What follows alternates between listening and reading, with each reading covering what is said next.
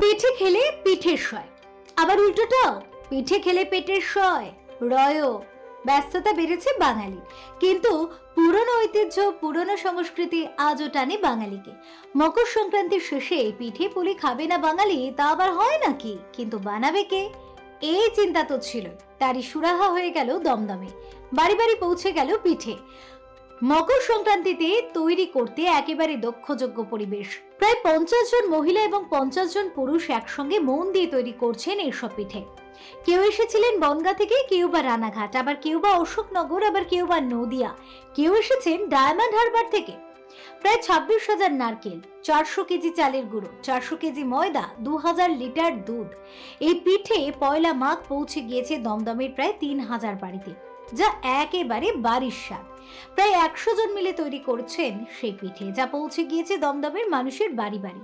দমদম দাগা কলোনিতে তৈরি হয়েছে সেই পুলি পিঠে।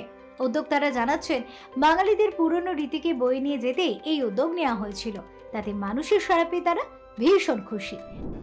এই মকর সংক্রান্তির দিন আমার ছোটবেলার কথা মনে পড়ে, যে ছোটবেলায় প্রচুর বাড়িতে পিঠে হতো, মা ঠাকুমা দিদিমারা পিঠে করতো। কিন্তু এখন এইটা অতীত হয়ে গেছে, কারণ মানুষ কর্মব্যস্ততা এত বেশি, তারা পেরে ওঠে না এবং সেই পরিবেশ পরিস্থিতিও নেই।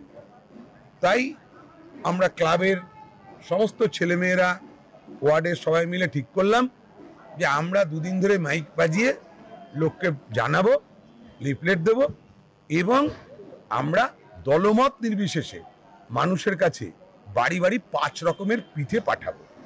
আমরা তাই এই 2-3 দিন ধরে দেখুন ক্লাবের ছেলেরা মেয়েরা সব অক্লান্ত পরিশ্রম করছে। তারা কেউ রাতে বাড়ি যায়নি, 2 দিন সারা রাত ধরে তারা রয়েছে, পরিশ্রম করেছে।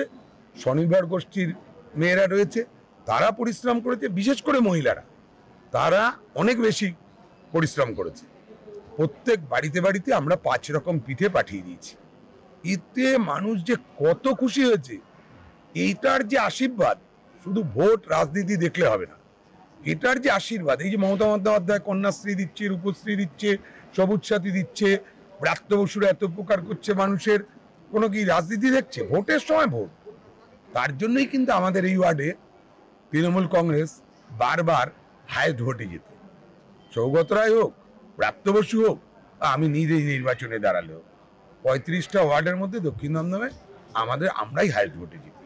জেতার একটাই কারণ, আমি বলে তো হয় না, আমরা সবাই মিলে এই কাজগুলো করি, তাই জন্য সাফল্য পাওয়া যায়।